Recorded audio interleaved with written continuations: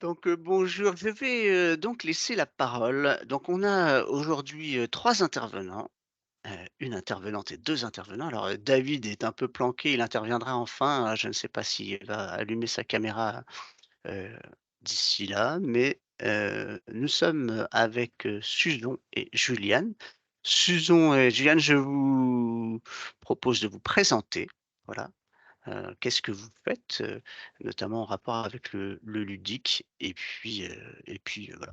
N'hésitez pas à dire tout ce que vous souhaitez. Alors, je propose que ce soit honneur aux hommes. Donc, Julien, je te laisse la parole. Écoute, merci, c'est galant. Donc, je m'appelle Julien Alvarez, je suis enseignant-chercheur dans le domaine des sciences de l'information et de la communication. Donc, ma spécialité, ce qu'on appelle l'objet de recherche, c'est le jeu et le jeu sérieux. Donc, j'essaye d'étudier comment le jeu peut être instrumentalisé pour des applications éducatives, de communication et de santé. Et donc, j'avais une vie avant où j'étais aussi concepteur et développeur de jeux. Et aujourd'hui, je travaille également pour la société Immersive Factory, qui est spécialisée donc dans la recherche et enfin le domaine HSE, hygiène, sécurité, environnement, la sécurité au travail. Et on déploie des dispositifs en réalité virtuelle pour sensibiliser donc les salariés aux dangers et prévenir des accidents grâce à ces technologies-là. Voilà. Je laisse le Merci soin Juliane. à soit David, soit Suzon de prendre le relais.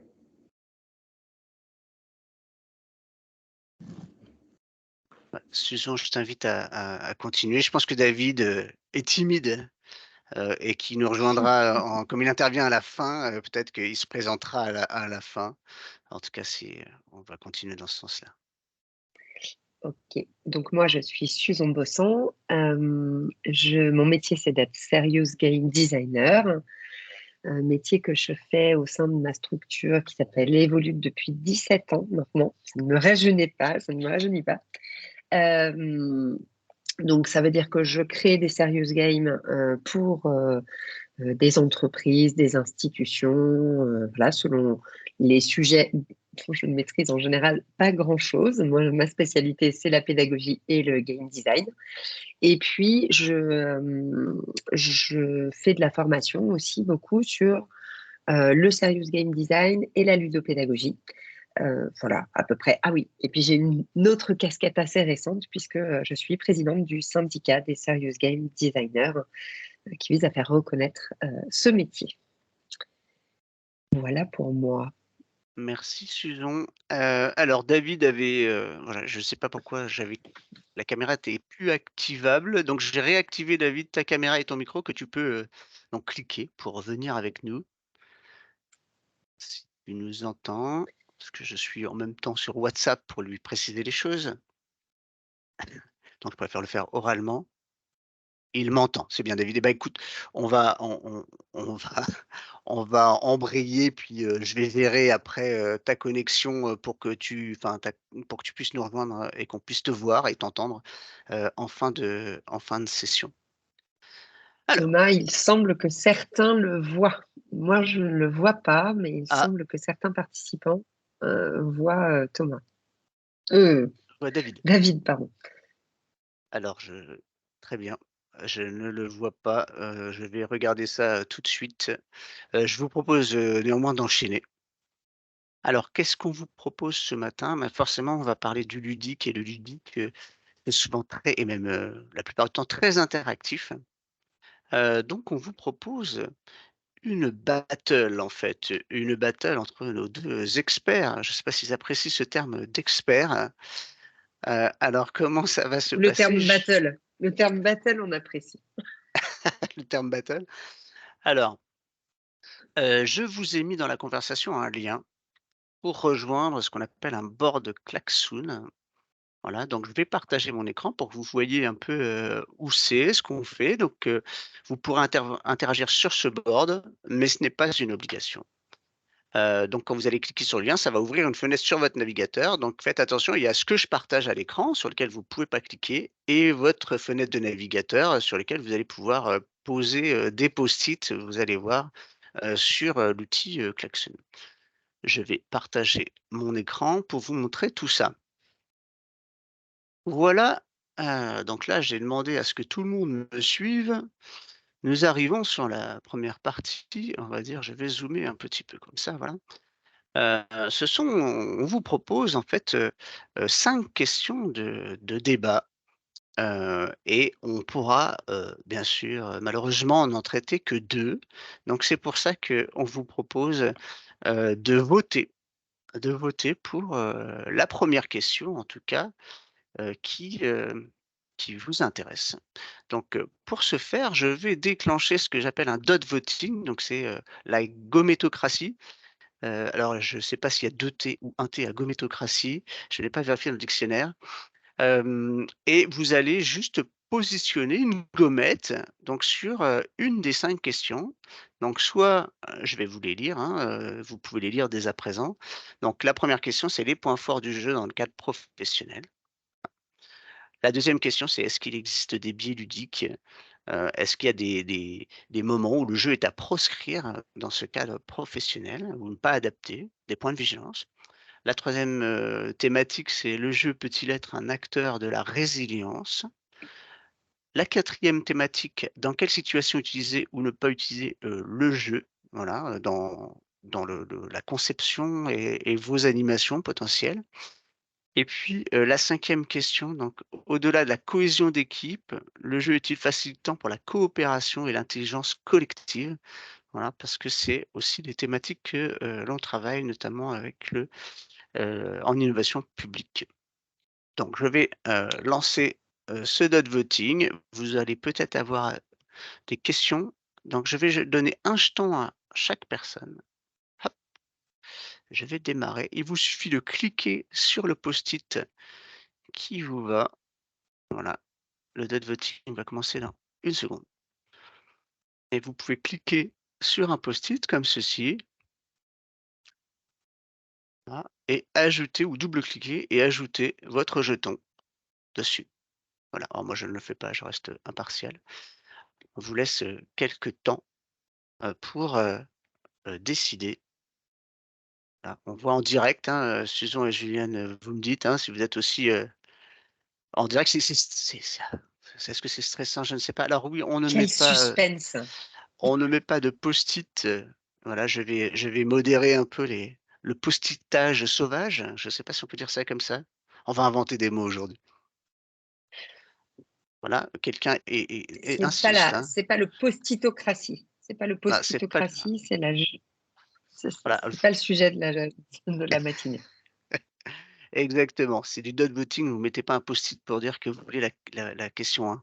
Voilà, je pense que c'est ça ce que la personne voulait faire. Je dirais qu'il y a un sujet qui se détache déjà et Oui.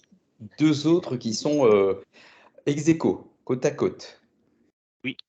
Alors rassurez-vous, là, on va en traiter un et après ce sujet-là sera mis de côté, on ne votera plus dessus, pour la deuxième question, donc on pourra recentrer les votes, là-dessus.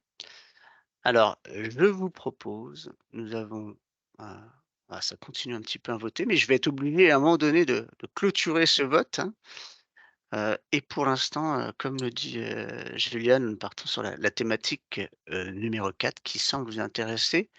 Le plus possible. Alors je regarde, rapidement s'il y a des questions. J'invite vraiment, heu, les personnes qui sont, dans le chat, qui ont des problèmes et j'invite mes collègues à les aider.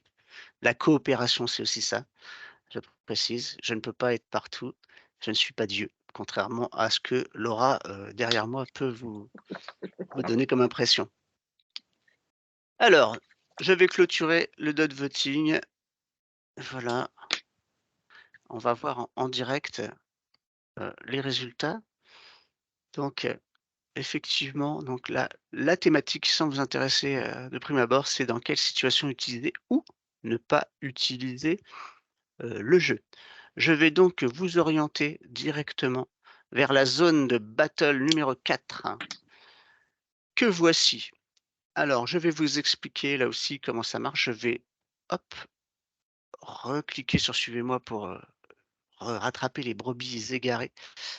Donc nous avons une superbe photo, de nos 2 intervenants bien sûr, pour la battle, et un espace avec 4 emplacements. Je vais vous expliquer à quoi ils servent.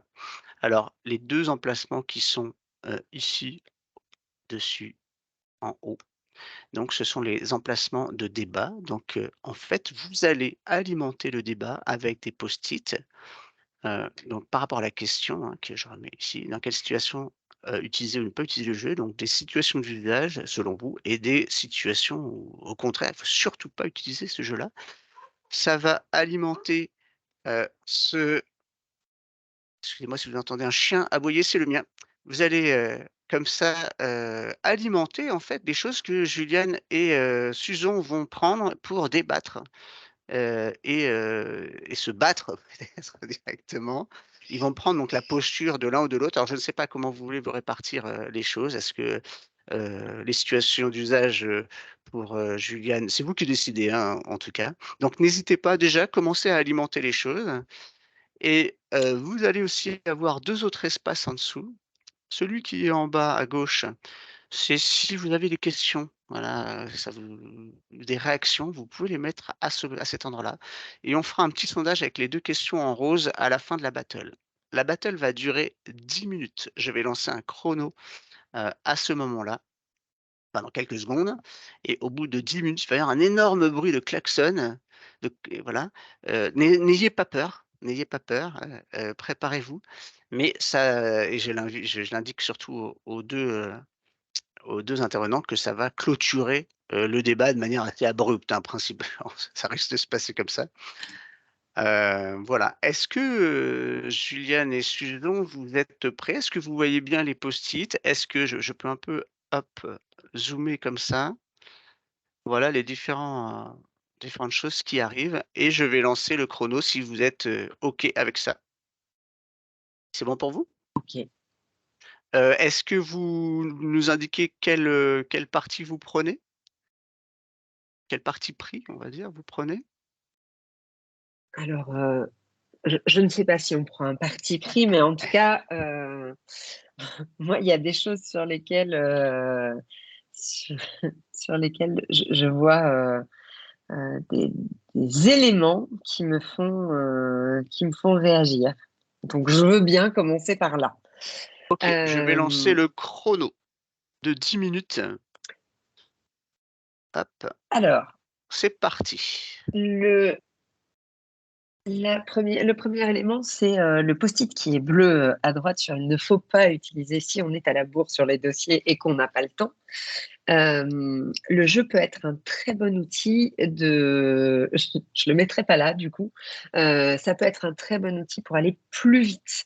C'est vrai qu'on a souvent l'impression que ça prend du temps. Ça peut être le cas notamment en formation, où, on va prendre le temps, mais en fait on devrait prendre le temps en formation d'une manière générale, pas qu'avec le jeu. C'est illusoire de se dire qu'on apprend plein de choses et qu'on est opérationnel dans un temps très court.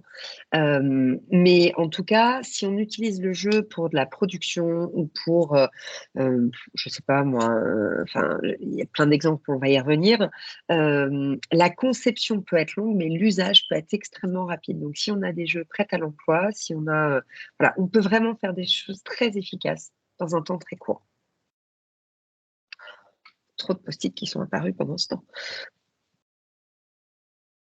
Julien, il faut allumer ton micro si tu veux réagir. Oui, donc effectivement, c'est souvent, une question qu'on voit apparaître dans le cadre, de la formation ou de l'éducation. Des professeurs qui disent, «Ben, voilà, moi le jeu, je veux bien, mais ça prend du temps et on a un programme à suivre». Donc, c'est le temps, pour la préparation et ensuite le temps pour, déployer le jeu qui est souvent, mis en avant comme étant, un frein à la mise en place d'un jeu. Alors la question, c'est de savoir si on est dans une logique de suivre un programme de manière effrénée, c'est-à-dire de se dire, bon ben voilà, on va à tout prix renseigner le programme, faire tous les chapitres du programme et faire des têtes bien pleines, ou alors si on est plutôt dans l'approche de vouloir faire des têtes bien faites, c'est-à-dire de pouvoir donner aux gens la possibilité par eux-mêmes d'aller compléter les éléments de connaissance avec donc le temps dont on dispose. Et là, ce qu'on peut aussi étudier, c'est le temps finalement qu'on peut ensuite gagner avec la mise en place d'un jeu. C'est-à-dire peut-être que ça demande effectivement un travail préparatoire un peu conséquent la première fois, mais ensuite, est-ce que on est capable d'amortir ce jeu sur plusieurs formations, plusieurs cours, et là, peut-être que le jeu en vaut la chandelle. Voilà, donc c'est une question qui est effectivement discutable, ça se plaide. Donc là, ça peut être un premier point d'achoppement. Alors, bah, du coup, je vais réagir sur un autre post-it pour donner un peu le change. Alors, il y a donc l'idée que dans les situations d'usage, il y a des personnes qui vont dire, ben voilà, que ça sert à l'entretien de recrutement. Entretien de recrutement, ça peut être un moment intéressant pour déployer le jeu. Alors la question, c'est lorsque on passe un entretien, on peut avoir des codes ou on peut avoir des astuces ou des recettes pour dire, ben voilà, je vais passer un entretien, donc j'ai tout intérêt à dire ce que mon recruteur va vouloir entendre pour pouvoir obtenir le poste visé.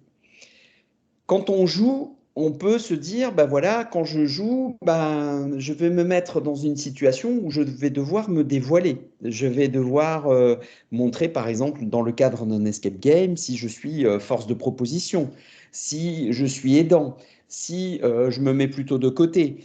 Donc là aussi, on pourrait se dire, bah, finalement, dans le jeu, les gens vont dévoiler leur véritable nature.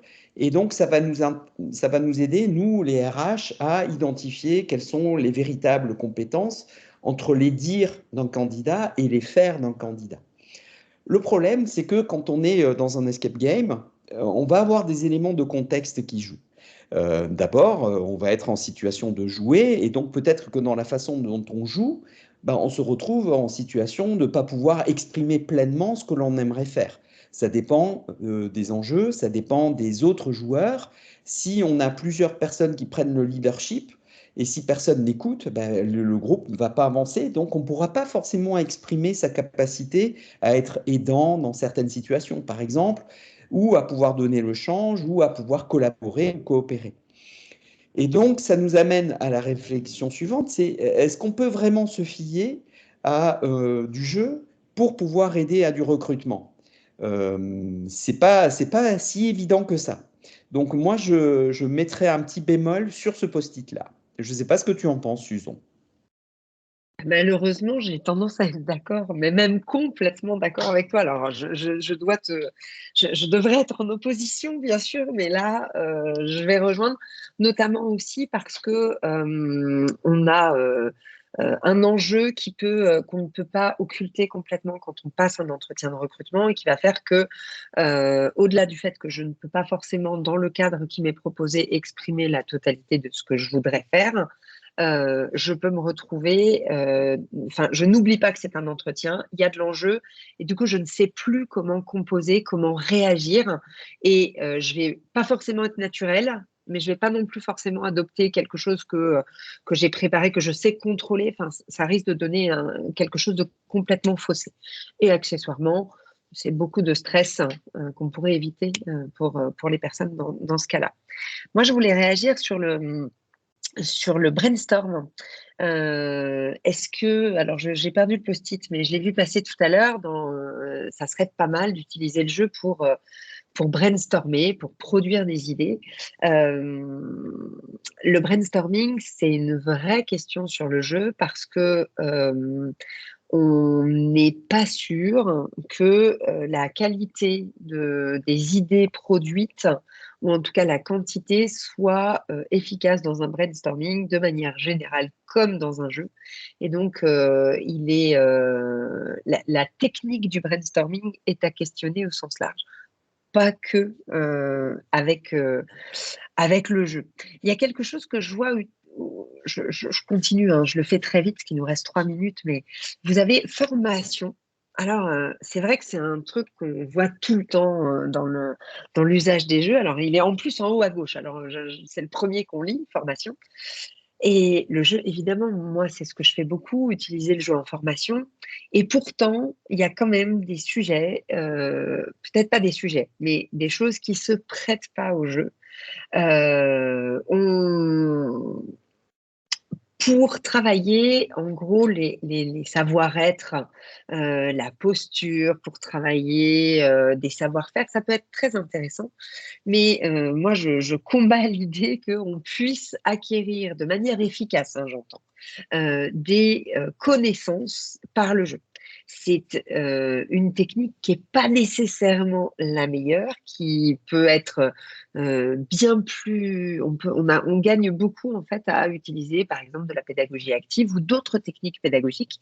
Mais le jeu, on va dire que le ROI, le retour sur investissement du jeu, eh ben, il est pas bon sur de l'acquisition de connaissances. C'est-à-dire qu'on va passer beaucoup de temps pour très peu de résultats. Et là, je reviens du coup sur quand on n'a pas le temps. Non, quand on n'a pas le temps, on ne fait pas le jeu et on a rarement le temps du coup.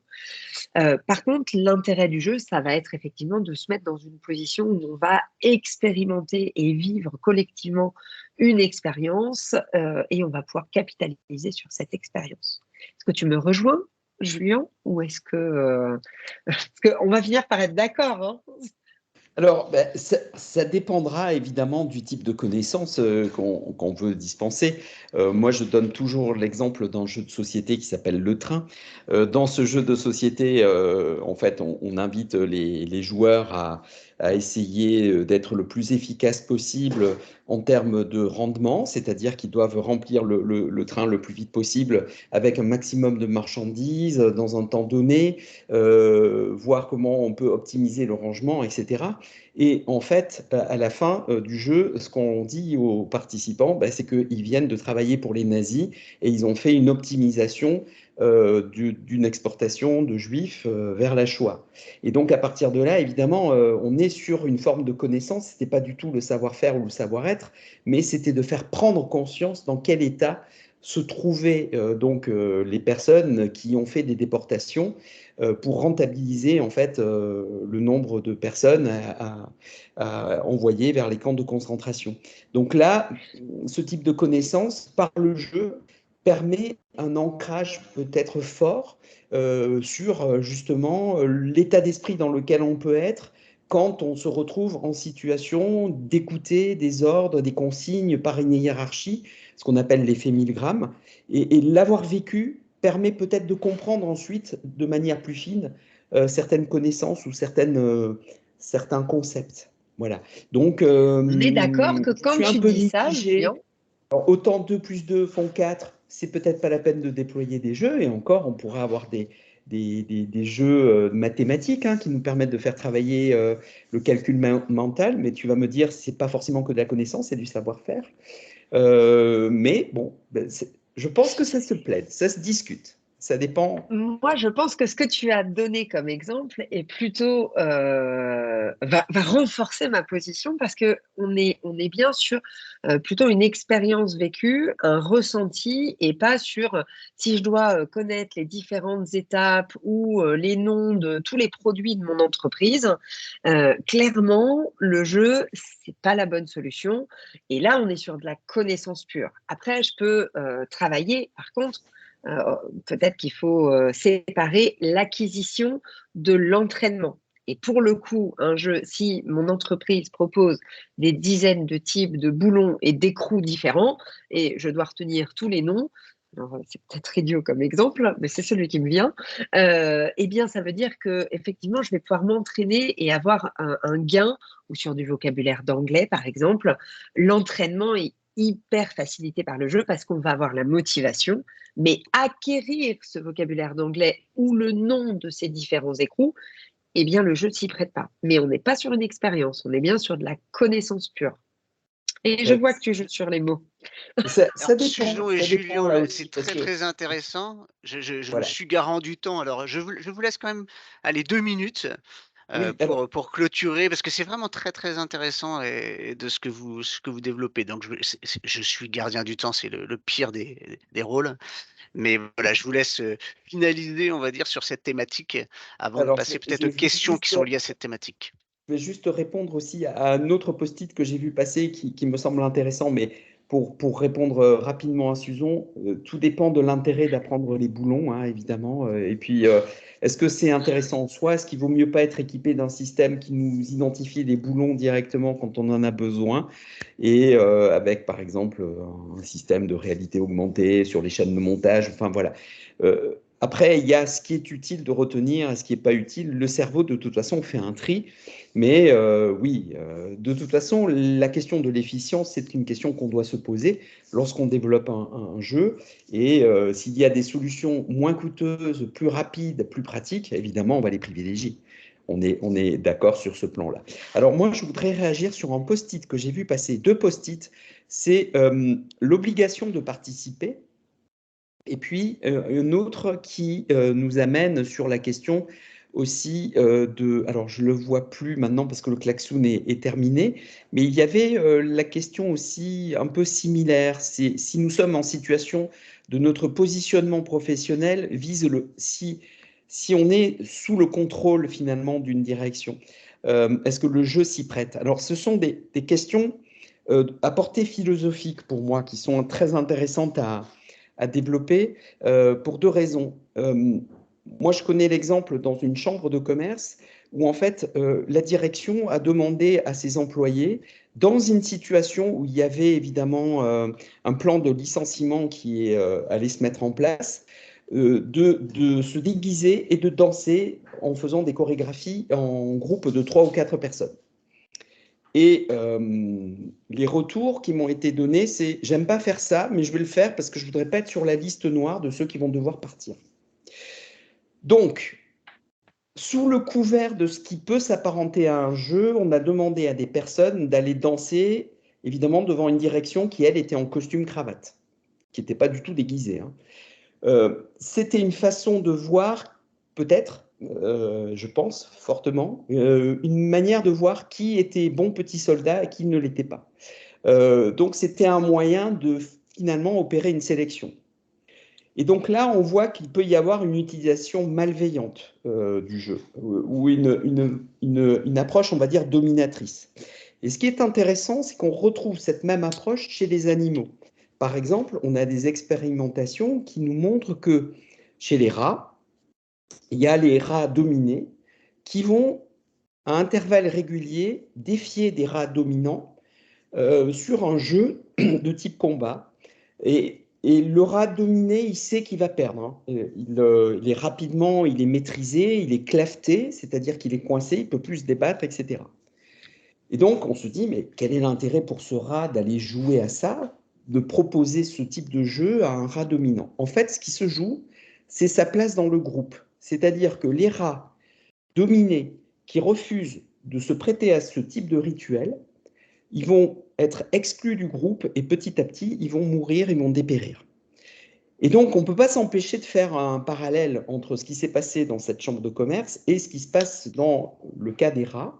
C'est-à-dire que le jeu, c'est aussi un moyen peut-être de faire une cohésion de groupe, que ce soit dans le cadre d'une entreprise, que ce soit dans le cadre d'un groupe d'animaux ou que ce soit dans le cadre d'un groupe d'individus. La question étant de savoir si ce jeu est forcément toujours synonyme de plaisir, mais peut être potentiellement aussi source d'obligation pour assurer une forme de cohésion dans le groupe ou maintenir une forme de hiérarchie dans le groupe. Donc, ces post-it où on voit qu'effectivement, on met tout de suite dans la catégorie ça ne se prête pas au jeu, ça nous amène quand même à des questionnements d'ordre philosophique où on peut s'interroger sur le positionnement de ces deux post-it. Je ne sais pas ce que vous en pensez, Susan. Ou... Est-ce que j'ai le temps de Oui, répondre, Thomas? oui, bien sûr, je Oui. te laisse le temps, bien sûr, bien sûr. En fait, ça vient questionner, ce que tu expliques, ça vient questionner la notion de est-ce que je m'engage dans le jeu? Et il y a une question, hein, qu'est-ce que c'est qu'un jeu? Et bien, ça va questionner est-ce que c'est un jeu? cette activité. Parce que les propositions de définition de jeu, il y a soit la liberté de jouer ou de ne pas jouer, ou en tout cas, est-ce que je décide, moi, en liberté de jouer? On voit bien que sur les exemples que tu donnes, ce n'est pas forcément le cas. Et si ce n'est pas le cas, est-ce que ça reste un jeu pour la personne qui participe à l'activité? Du coup, j'aurais tendance à dire que si on est vraiment contraint dans les exemples que tu donnes, ça peut avoir l'apparence d'un jeu, mais ne pas être du tout un jeu. Et auquel cas, la réponse est non, ça n'est pas un jeu. Donc, voilà. Donc, la question de la liberté de participer, on voit qu'elle va finalement répondre aussi à la question de est-ce que c'est un jeu, est-ce que ça n'en est pas un? Si je me sens libre de participer, et je dis bien je me sens libre et pas je suis libre, est-ce que je me sens libre de participer? Si c'est le cas, on se rapproche et en tout cas, on pourra être dans le cadre d'un jeu. C'est pas la condition suffisante, mais en tout cas, elle est nécessaire. Là où, si je me sens contraint, ce n'est pas forcément un jeu. Ce qui revient un petit peu à la notion de je prends le jeu dans un entretien de recrutement. Je me sens pas du tout libre d'être. Je suis là et je passe un entretien, donc je suis contraint de jouer et ça ne sera plus du tout un jeu pour moi et certainement une activité assez stressante. Peut-être, Thomas, j'ai peur de déborder trop, mais pendant que Oui. tu lances la deuxième activité, on peut peut-être apporter une réponse. En tout cas, je peux peut-être définir la question qui est juste à gauche, le c'est quoi un jeu, qui est la différence entre serious game et gamification. Donc peut-être pour faire la petite musique de fond, on peut répondre à cette question pendant que les gens votent.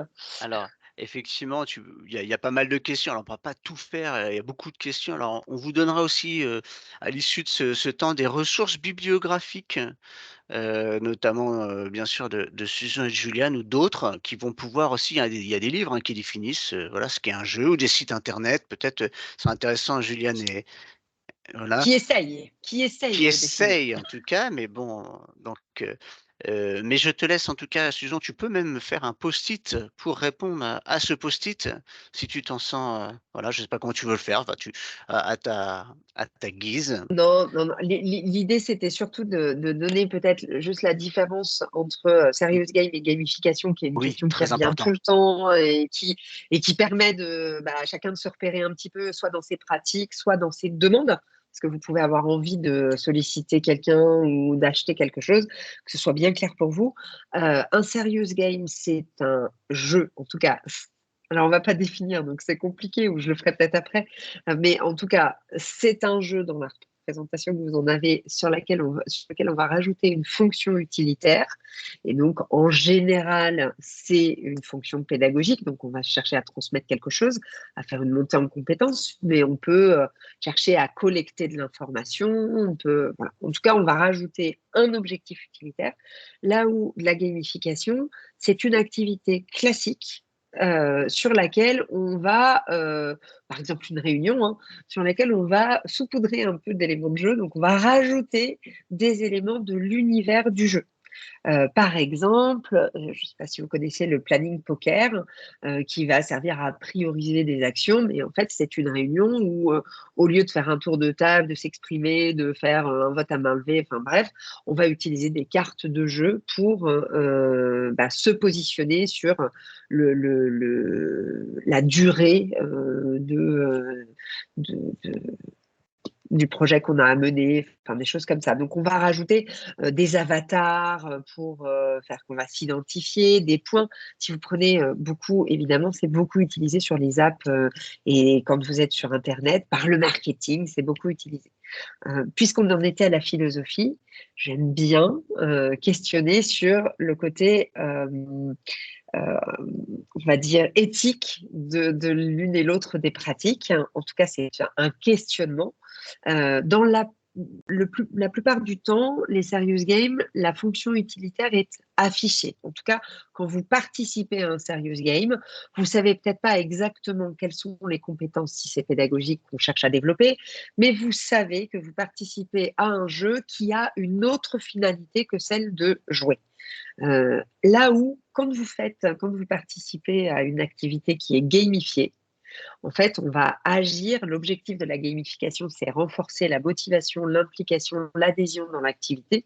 Et c'est souvent implicite. On ne vous dit pas que on a mis des ingrédients qui vont augmenter votre implication, votre motivation à participer. Donc, la question est, en tout cas, on vous le dit rarement. Donc, la question est éthique. Dans quel but on met de la gamification? Est-ce que ça profite à celui qui l'a mis en place? Est-ce que ça profite à l'entreprise ou est-ce que c'est profitable pour le participant? Et est-ce qu'il en est informé? Voilà, Mmh. dans les questions éthiques. Merci, Susan, pour ces précisions qui sont très importantes, qui après vont découler après sur vos objectifs et cetera. Si vous devez concevoir, c'est vraiment le début, effectivement, la 1re question à se poser, merci pour ces précisions. Je reprends, la main, le micro, je ne sais pas, j'en ai pas là dans les mains, mais juste pour vous préciser, dans la 4e case, il y a 2 petits post-it, enfin 2 post-it rectangulaires, roses, qui sont des sondages.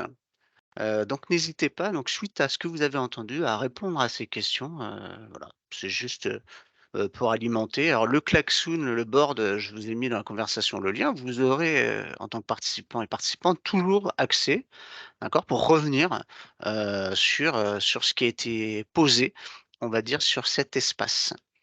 D'accord? Donc n'hésitez pas à y répondre, ce n'est pas une obligation non plus. Je vais vous emmener, et grâce à Klaxoon sur, la zone de questions, pour, choisir un 2e thème. Attention, prêt pour la téléportation. Alors n'interagissez pas avec des post-it sur les voilà, vous devez cliquer dessus, pour mettre des choses, voilà, tout simplement. Allez, zou, c'est parti. Alors ceux qui sont en train de cliquer sur le rose, ça risque de vous téléporter. Ce n'est pas grave, vous pourrez revenir après coup. C'est parti.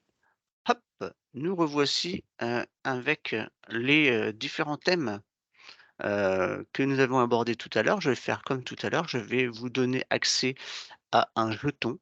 Donc je vais barrer la question 4 et je vous demande d'aller voter, sur les post-it, qui restent. Donc pas en mettant un autre post-it, hein, vraiment en double-cliquant et en indiquant le jeton, que vous voulez mettre. Hop, c'est parti.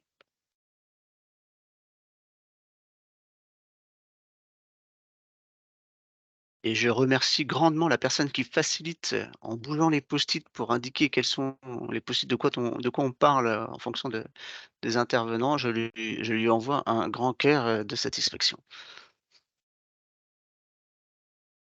Je laisse quelques une minute ou 2 pour voir. On voit que ça c'est déjà pas mal orienté.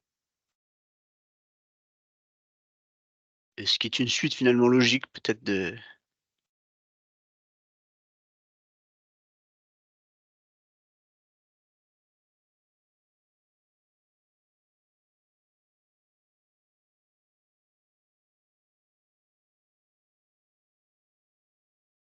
est-ce que vous avez encore quelques secondes, vraiment quelques secondes?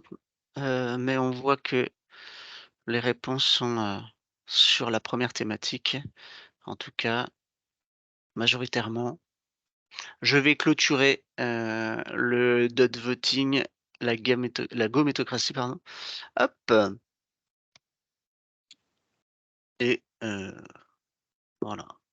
En en majorité, le point 1, donc les points forts du jeu dans un cadre professionnel, ce qui semble, vous intéresser en tout cas, pour mettre en pratique sûrement, les choses. Je vais donc vous orienter sur la zone 1 de battle. On fait exactement comme tout à l'heure, donc commencez à alimenter. Je vais commencer à zoomer pour que Susan et Juliane puissent, hop, pardon, puissent, voir, mieux les choses. Laissez 10 minutes, alors le klaxon, vous pouvez continuer, hein, Susan et Julien, quand il y a le klaxon, c'est juste pour, vous indiquer, qu'on est au-delà de 10 minutes et qu'il faut après, peut-être clôturer. Ce qui était intéressant, c'est qu'on avait prévu un système un peu battle, donc confrontation. On voit que c'est pas toujours évident, donc c'est pas grave, vous intervenez comme vous voulez pour, amener des choses, surtout des éléments de compréhension, des éléments qui vont me permettre, à chacune et chacun de bien envisager, la question, et la thématique, qui intéresse, à ce moment-là. D'accord, donc les post-it commencent à… Je vois un post-it qui arrive et j'allais dire que nous pourrions peut-être boucler avec le Oui, deuxième sujet, celui qui est arrivé en deuxième oui, position, le temps. sur la cohésion d'équipe. Parce que c'est un usage, on va dire, qui est répandu. C'est-à-dire d'utiliser le jeu comme un outil de cohésion d'équipe. Alors le jeu au sens large, ça peut être le team building où on invite tous les collaborateurs à aller faire un escape game et collaboratrices, hein, on les met pas de côté, hein, on fait… et en tout cas, on fait un escape game tous ensemble dans un souci de faire de la cohésion. On va faire un match de foot tous ensemble pour créer cette fameuse cohésion. Et la question, c'est est-ce que c'est vraiment efficace et est-ce que le jeu crée de la cohésion? Eh bien, moi, j'en suis en tout cas pas du tout convaincue. Je pense que quand le jeu a pour seule fonction et seul objectif, quand il est proposé, de créer cette cohésion, eh bien, il est perçu comme étant un outil un petit peu manipulatoire. On se sent contraint de participer et c'est souvent contre-productif. C'est-à-dire qu'on va créer, en plus, on met souvent, alors, c'est pas toujours le cas, mais de la compétition, je pense au match de foot, par exemple, ou n'importe quelle autre activité. Et même quand on fait des activités, des jeux de coopération, type les escape games, voilà, il peut y avoir des tensions au sein de l'équipe, quelqu'un qui ralentit l'équipe, et en fait, c'est contre-productif.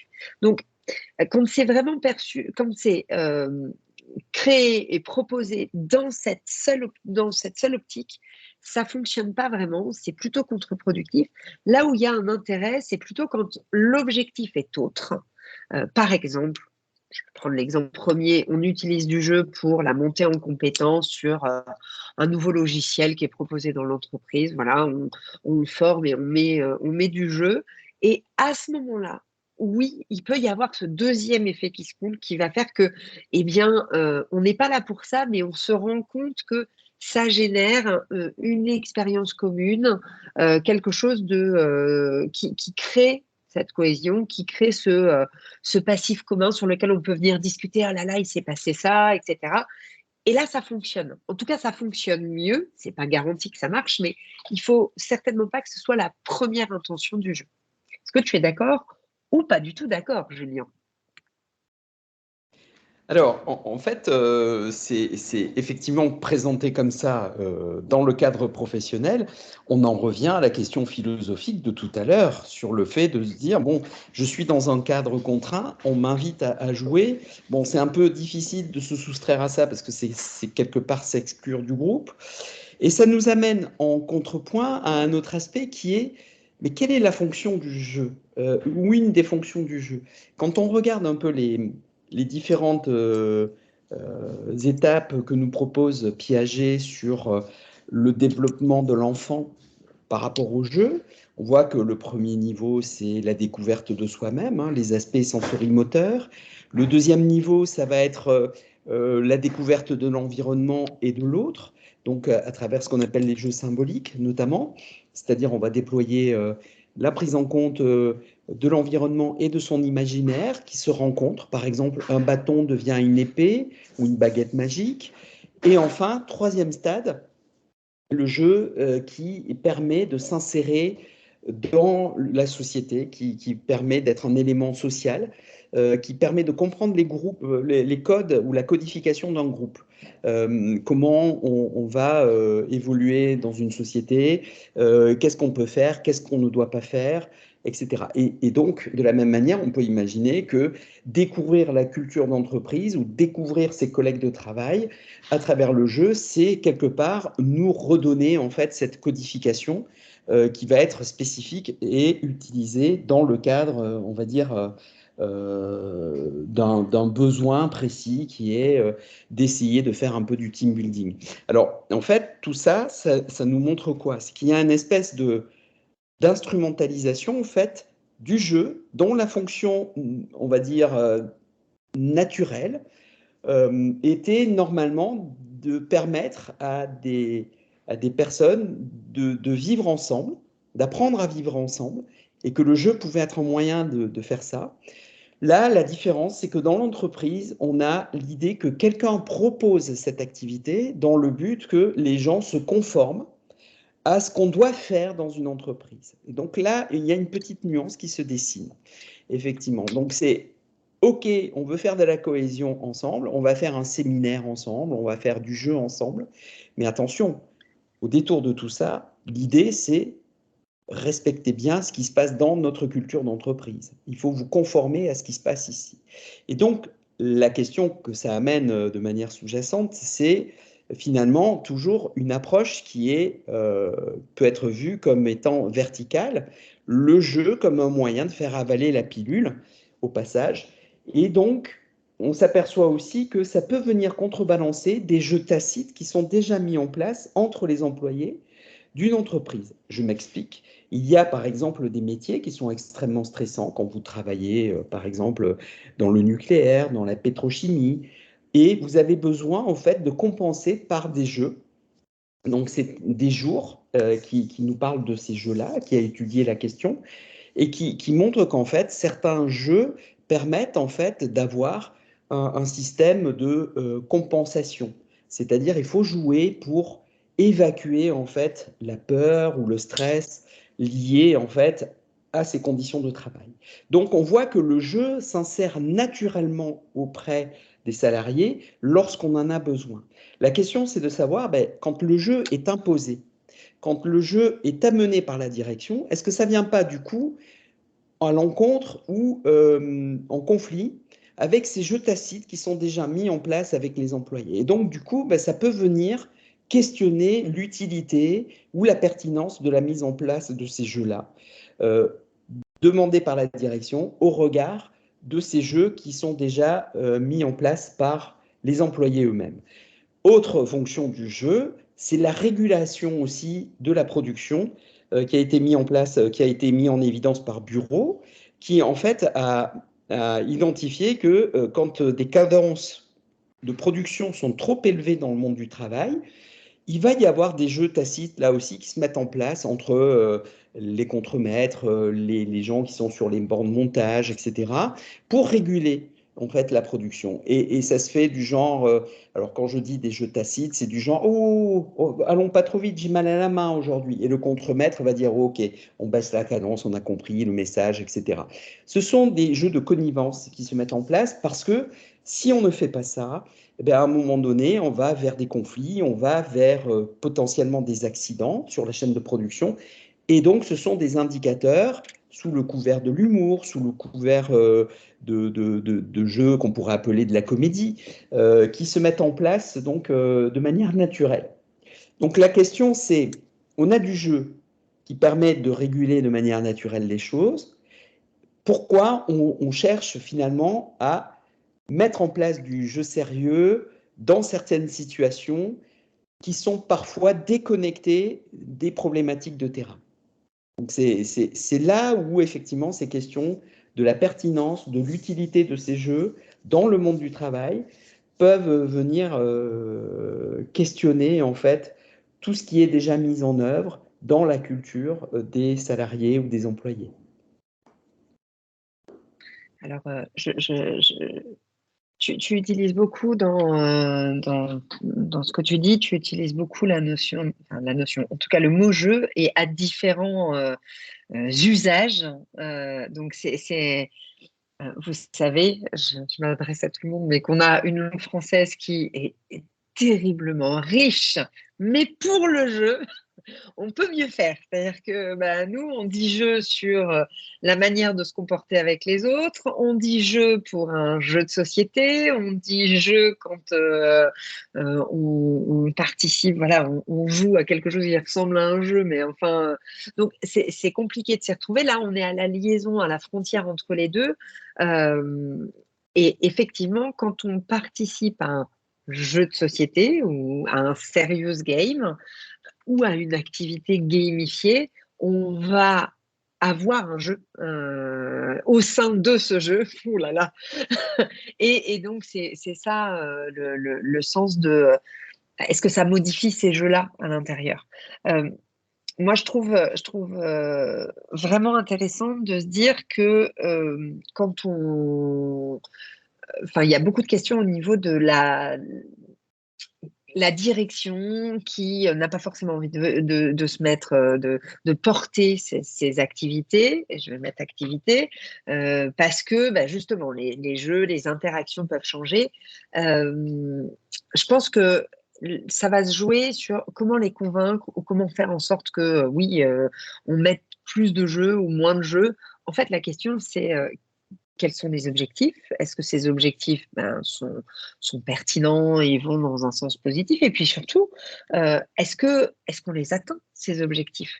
Donc on est toujours sur la mesure, mais pas la mesure. Alors c'est très, très difficile à évaluer sur est-ce que, moi j'ai souvent des questions qui sont est-ce que le jeu c'est le meilleur outil pour ça? En fait, on ne sait pas forcément si c'est le meilleur outil, mais en tout cas on peut se fixer en amont un objectif et vérifier si la méthode qu'on a mise en place permet d'atteindre cet objectif. Donc, toute la question de est-ce que, alors j'en ai vu une aussi sur est-ce que, je la retrouve, savoir à quel moment cette pratique est efficace ou pas, à part faire appel à des spécialistes qui ont un peu l'habitude et savent si voilà, ça s'y prête bien, ça c'est un peu plus difficile. Donc ça va être du conseil. Et puis ensuite, ça va être de l'expérimentation et de prendre le temps de mesurer l'impact, en tout cas de valider que l'expérience qu'on a mis en place a un impact. Si vous le faites sur une petite expérience et que vous pouvez remonter à votre direction qu'effectivement, bah là, ça a été concluant, vous avez mis ça comme activité en place, ce jeu en place, et le bénéfice est ça, bah, la première fois, on va peut-être avoir du mal à vous laisser gérer quelque chose d'important, mais les résultats, normalement, c'est quelque chose qui parle à la direction plus que le moyen mis en place. Donc, ça va se jouer là. Il n'y a pas de recette miracle. On sait, vous l'avez évoqué dans tous les post-it que j'ai vus, que oui, bien sûr, ça permet de rendre concret des notions un petit peu plus abstraites, que ça va favoriser l'implication dans l'activité, que quand ça n'est pas l'objectif principal, on va renforcer la cohésion, etc. Il y a plein de bénéfices, mais c'est très intuitif. Ce qu'il faut, c'est réussir à le mesurer, alors des fois, en tout cas l'évaluer ou avoir des éléments factuels qui vont aller étayer la qualité ou l'impact qualitatif du jeu.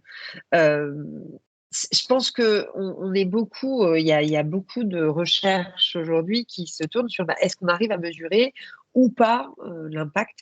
C'est compliqué, mais ça va se jouer là-dessus. Moi, je milite pour vraiment le fait que les jeux qu'on met en place, donc les serious games qui sont mis en place, il y ait une mesure. En tout cas, on valide que après l'objectif qu'on s'est fixé est atteint. Parce que c'est le seul moyen d'avoir une pérennité. Aujourd'hui, c'est très à la mode, les jeux. Si on ne veut pas que ça passe et que ça fasse un peu effet ballon de baudruche qui se dégonfle, eh ben, il va falloir montrer que oui, c'est réellement efficace. Ça l'est pas tout le temps. Ça veut dire aussi qu'il faut savoir dire, là, je pense que j'ai envie de mettre un jeu parce que c'est mon appétence, mais dans cette situation-là, ben, c'est peut-être pas l'idéal. Moi, ça m'est arrivé de refuser. J'ai le souvenir, j'ai fait 2 refus. L'un pour une entreprise qui est venue me voir en me disant ben, on veut mettre en place un jeu pour voilà notre problématique. On a des suivis. C'était une entreprise qui faisait du médical, du suivi de patients. On a un problème de suivi, les gens ne se conforment pas aux prescriptions qu'ils leur ont faites. Et en fait, c'était pas enfin, je leur ai dit, mais le jeu, c'est bien, mais faites d'abord telle action. Quand vous aurez mis en place telle action, oui, le jeu, ce sera la petite cerise sur le gâteau qui va augmenter, mais vous avez déjà des problèmes plus urgents à régler. Ils voulaient mettre un jeu, ils ont trouvé quelqu'un qui leur a développé le jeu, mais honnêtement, je pense que ça n'a rien résolu à leur problématique. De la même façon, une école qui m'a demandé de faire un jeu pour évaluer, c'était pour des masters, valider et donner la sanction. En gros, s'ils réussissaient le business game, ils avaient la moyenne à leur master, ils validaient leur master, et s'ils n'avaient pas réussi le jeu, et ben là, ça pose une question éthique et on en revient à la question du recrutement. C'est le même, c'est tout l'enjeu qu'on met derrière. Donc il y a des fois où il faut mieux dire non, il faut se dire c'est pas la bonne option. Et puis, des fois où c'est pertinent, et il faut dans ce cas-là se donner les moyens d'évaluer est-ce que ça a été efficace ou pas. Et ça sera choisir et renoncer parfois au jeu, c'est important. Ne pas faire des jeux de loi. Je sais, je l'ai placé, ça y est. Ne pas faire des jeux de loi partout juste parce qu'on a envie de mettre du jeu, mais choisir des jeux pertinents et peut-être moins, mais plus qualitatifs. Merci Susan, pardon et Juliane. C'est très intéressant là ce que tu as rattaché parce qu'il y avait pas mal de questions là-dessus, en tout cas de post-it pour dire: «OK, finalement si je synthétise un peu ce que vous avez dit, c'est que c'est un support, c'est une méthode, c'est un outil et que pour le légitimer, il faut, l'approcher comme n'importe quelle autre, méthode, on va dire. C'est-à-dire, fixer des objectifs, questionner, l'importance, penser à avoir cette phase d'évaluation aussi. Qu'est-ce que ça apporte, la plus-value? Et voilà, ne pas arriver avec le jeu en disant: «Voilà, ça on va jouer», mais surtout qu'est-ce que ça va apporter? Comment évaluer? Qu'est-ce que ça va nous permettre de franchir peut-être comme cap? Voilà et l'aborder comme un peut-être n'importe quelle autre, méthode finalement. C'est un Alors, outil parmi d'autres. si je Et peux compléter ouais, les vas-y, Julien. Donc en fait, on parle plutôt des effets du jeu plutôt qu'un impact en termes de psycho, parce que en fait, on se rend compte de plus en plus que il y a plusieurs choses qui sont touchées. C'est-à-dire que en fait, quand on met en place du jeu, on peut se dire voilà, l'objectif c'est d'être plus productif ou l'objectif c'est d'avoir mieux compris telle notion ou d'avoir développé un meilleur savoir-faire dans tel ou tel domaine. La question que ça pose aussi de manière plus large, c'est est-ce que ça modifie la culture d'entreprise? Est-ce que ça amène finalement plus un climat social différent dans l'entreprise? C'est-à-dire que quand on introduit du jeu, de manière informelle, on a par exemple des entreprises où des personnes prennent l'initiative d'instaurer la découverte d'un jeu de société, par exemple, pendant la pause café ou pendant après le repas entre midi et deux. Et on s'est aperçu que ça pouvait avoir un effet, changer le climat dans l'entreprise, d'avoir des relations entre collègues qui diffèrent. Et donc là, les effets sont plutôt, on va dire, positifs sur le climat. On le retrouve aussi dans le milieu de l'école, où les profs nous disent, quand on essaye d'évaluer, c'est pas forcément les élèves ont mieux compris ou les élèves maîtrisent mieux telle ou telle chose dans le registre des savoir-faire, mais ça change le climat dans la classe. Et en BIA, c'est-à-dire il y a plus d'écoute, il y a plus de compréhension de l'autre. Voilà.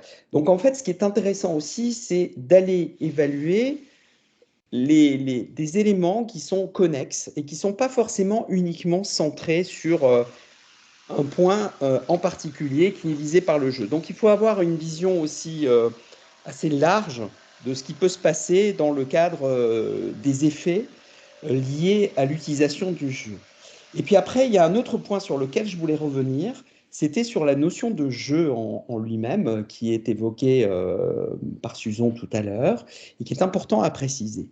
Donc Susan, tu as dit, bah voilà, dans le cadre du jeu, il y a un vocabulaire qui est très riche dans la Non, langue française. justement, Donc, qui est très pauvre. Qui est très pauvre qui est pour très dire pauvre, jeu. On dit parce que jeu le tout le jeu temps. englobe beaucoup de choses.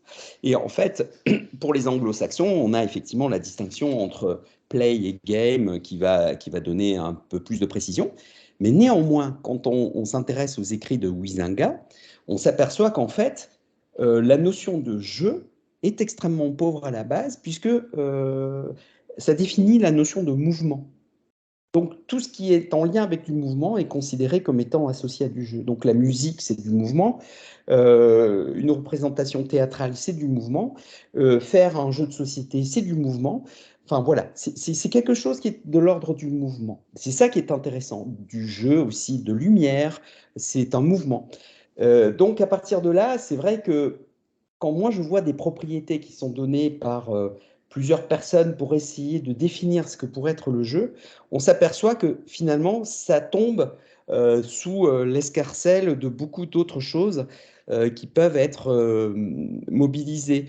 Par exemple, quand on nous dit le jeu, c'est prendre des décisions. Quand on voit les propriétés, par exemple, de Brougère, il nous dit le jeu, c'est faire des choix, prendre des décisions. Mais vous prenez des décisions quand on conduit une voiture. Vous tournez à droite, vous tournez à gauche, vous décidez de mettre le clignotant. Bon, ça ne marche pas. Le jeu, c'est des règles, mais on est en entreprise, on suit des règles aussi. On est dans le cadre d'un lieu où il y a une culture d'entreprise et il faut suivre des règles. Sinon, ça peut devenir l'anarchie là-dedans. Donc, là aussi, est-ce que c'est spécifique au jeu? On s'aperçoit que non, ça ne fonctionne pas. Ensuite, on peut se dire, les jeux, c'est sans conséquence. Sans conséquence, on peut jouer et se faire mal. Je joue à un jeu où je dois courir le plus vite possible, je tombe, je me blesse, je me casse la jambe, voilà, j'ai eu des conséquences. Donc en fait, on voit que les propriétés sont toujours discutables. Il n'y a rien qui tient pour définir le jeu. Et donc, on a beau avoir un vocabulaire plus riche, même quand on s'intéresse à la manière de définir le terme de jeu chez les anglo-saxons, entre play et game, en disant que game, grosso modo, c'est l'artefact et play, c'est l'activité, on s'aperçoit que finalement, même chez les anglophones, c'est pas si clair que ça. Le game peut aussi définir l'activité. Par exemple, you see the game, vous regardez le match. Le match, c'est une activité qu'on regarde. Et pourtant, c'est défini comme étant le game. Alors qu'on devrait dire que c'est du play, puisque c'est quelque chose qui se joue.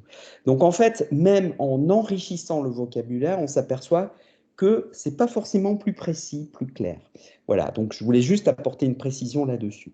Et enfin, un dernier point, et je terminerai là-dessus, sur la notion en fait de jeu et de jeu sérieux. Tu as donné une approche, une définition ou des éléments qui éclairent, donc je pense les personnes qui nous écoutent. Mais en fait, ce qui est important aussi à préciser, c'est qu'il y a une différence fondamentale entre le jeu et le jeu sérieux. C'est que le jeu sérieux a une propriété qui est spécifique et qu'on ne retrouve pas forcément dans le jeu. C'est qu'il y a quelqu'un qui représente une entité, en l'occurrence l'entreprise, l'école, une médiathèque, qui va proposer le jeu. Et en fait, en proposant ce jeu, il l'instrumentalise dans l'idée d'atteindre un objectif ou des objectifs en particulier. Et c'est ça qu'on demande à évaluer, en fait. Donc, la question, c'est, quand on joue à du jeu, ça peut être une activité plutôt gratuite. C'est-à-dire, on joue pour se faire plaisir, on prend l'initiative de jouer par soi-même, ou on peut le prendre en groupe, mais sans qu'il y ait forcément un objectif utilitaire associé, même s'ils peuvent apparaître de manière fortuite. Vous jouez à une partie de Scrabble, et au détour de la partie, vous apprenez un nouveau mot, ou vous apprenez le vocabulaire d'un mot. Et donc, en fait, ce qu'on essaye de faire quand on fait du jeu sérieux, c'est de faire en sorte de canaliser, en fait, les apprentissages potentiels qu'on peut avoir en jouant pour les orienter vers un objectif précis. Et c'est ça qu'il ne faut pas perdre de vue. Donc, quand on fait du jeu sérieux ou quand on opère de la gamification, finalement, on répond à un besoin ou à un dessein qui est forcément, quelque part, de vouloir atteindre un objectif précis et qui est sous la responsabilité de la personne qui a proposé cette activité. Il ne faut pas le perdre de vue, ça. Je pense que c'est très important. Et donc, c'est pour ça que cette différence que tu faisais entre la gamification et le jeu sérieux me titillait quelque peu, même si je te rejoins dans la majorité de ce que tu as dit.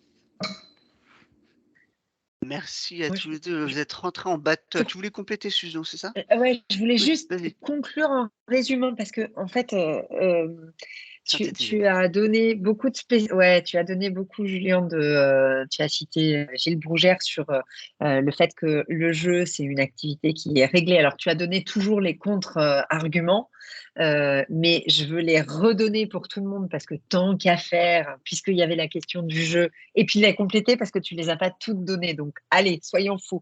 Donc, tu as dit régler, tu as dit la liberté, le fait d'adhérer. Tu as dit qu'un jeu était sans conséquence, c'est le second degré, le côté voilà. Donc, tu en as cité 3. tout de suite, tu viens de citer le côté on joue pour le plaisir, le côté il n'y a pas d'objectif et donc c'est une activité improductive, c'est le 4e. Pour ceux qui nous suivent, comme ça, j'essaye de reboucler la boucle. Et le 5e, c'est l'activité, enfin, c'est une activité dont l'issue est incertaine, en fait. On ne sait pas qui va gagner, qui va perdre, etc. Et oui, on peut contester chaque point, presque. Et oui, ce sont, enfin, ou non, on peut les contester. Et en même temps, là où je vais être en désaccord, c'est qu'en fait, on ne les prend pas de manière individuelle. Toutes les activités réglées ne sont pas des jeux, mais si on cumule ces 5 critères, on commence à avoir quelque chose qui ressemble à un jeu, même si effectivement, on peut aller chercher des contre-exemples pour chacun des points.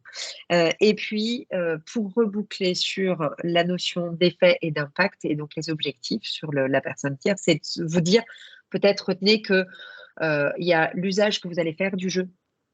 En vous disant bah, j'ai mon objectif et c'est intéressant et plus qu'intéressant, c'est important de mesurer l'atteinte de cet objectif, donc avec le côté instrumentalisation du jeu que tu viens de rappeler, Julien, en se disant bah voilà, est-ce qu'en tout cas ce pourquoi j'ai proposé le jeu, est-ce que ça a fonctionné ou pas, et ne pas et garder en tête en tout cas que effectivement il y a d'autres effets que ceux qu'on avait en tête, qui sont ces fameux effets connexes et dont on a parlé tout à l'heure de l'effet de cohésion qui pouvait être présent. En tout cas, bien sûr qu'il y a d'autres effets qui peuvent être, j'aurais tendance à dire que souvent ils sont positifs, mais c'est vrai que ce n'est pas toujours le cas. Mais là, je pense qu'on n'a plus le temps. Effectivement, et le sujet est extrêmement vaste. Et hyper intéressant. Enfin, je suis pas forcément, objectif quand je dis ça pour moi, mais oui, alors on s'arrête là pour cette bataille qui était très, très riche. Je vous remercie vraiment tous les 2 pour, tous les éléments que vous avez apportés, argument contre argument, ce qui a permis de se voir et découvrir, des notions importantes, on va dire, dans la conception, dans pourquoi le jeu, dans ce cadre professionnel, ce qui était vraiment l'objectif, 1er, ce matin. J'invite les participantes et participants à alors je reprends la main sur le klaxon, vous pouvez toujours, voter sur les sondages. C'est anecdotique, mais voilà, c'est un peu d'interaction que vous pouvez, donner. Puis nous, ça nous sert aussi, au-delà de ce temps-là, c'est parce qu'il y a une question après, comment on met en place les choses? Ça va me faire une très belle transition, avec David, tout de suite.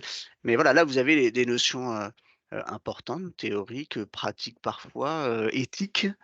Et ce qui est intéressant, c'est que comment vous allez concevoir des choses. Alors, il y a des formations, je le précise, pour les agents et agentes qui nous suivent, il y a des formations CNFPT, donc il y aura un programme qui va être publié d'ici début décembre, fin novembre, donc une formation que je vais animer avec, Sophie Pellens sur justement, avec, comment, concevoir, des jeux, alors soit des jeux, soit des parties gamifiées sur des projets que vous pouvez, amener en formation. Je vous redirai tout ça. N'hésitez pas, si vous avez besoin d'informations supplémentaires, de m'envoyer des petits mails, vous l'avez, toutes et tous. Je vais clôturer le partage d'écran et vous avez toujours accès au bord de Klaxoon, même après cette conférence. N'hésitez pas à vous replonger dedans si besoin. Voilà, et je vais, donner la parole à David. Merci beaucoup, Susan et puis Juliane. C'est toujours très, très riche les échanges que j'ai avec vous Alors, et je vous le dis et je veux le dire. je tiens à préciser que c'est pas facile de faire une battle Non. avec une personne pour lesquelles on partage beaucoup de choses de conviction commune. Mais c'est un exercice qui est sympa. Et Alors, dynamique, oui. j'allais le dire justement, effectivement, le premier point, c'est qu'entre spécialistes du jeu, là, on est 3 spécialistes du jeu, c'est difficile de ne pas être d'accord, en fait. Vraiment, on a plus j'écoutais, plus je dis, mais oui, on est quand même tous plutôt d'accord sur un peu toute la ligne à 95%. C'est difficile de faire une bataille sur les 5%. À un moment, j'y ai cru. Je me suis dit, ah, mais bon, ça n'a pas tenu longtemps quand même. On a essayé de Ouais, relever le challenge de la battle. j'ai vu. Alors David, je te laisse Oui, te présenter parce que bien on a eu sûr. des petits soucis techniques tout à l'heure. Donc, comme Susan et Julien, est-ce que tu peux te présenter ce que tu fais? Voilà, tu fais beaucoup de choses, mais je te laisse le présenter. Puis après, partir sur l'idée, c'est d'illustrer un peu ce qui a été dit là par Julien et Susan pour montrer des exemples de jeux que tu as suivis, que tu as proposés, dont tu as la connaissance. Voilà, ça, c'est l'idée et on prend 15 minutes pour ça. S'il y a des questions, je vais essayer de regarder pour essayer de te les relayer peut-être, en fin d'intervention, mais on a très peu de temps, 15 minutes. On va déborder peut-être un peu de quelques Voilà. minutes. Je préviens pour ceux qui ont déjà la fin qui Mm. tiraille et voilà. Je te laisse la parole David, merci. Eh bien, allons-y. Donc, David Pernaut, oui, je suis très, très dans l'opérationnel, en fait, puisque avec une vision transversale. Et donc, vraiment, on conçoit des jeux, puisqu'on a une maison d'édition de jeux de société, Olibrius.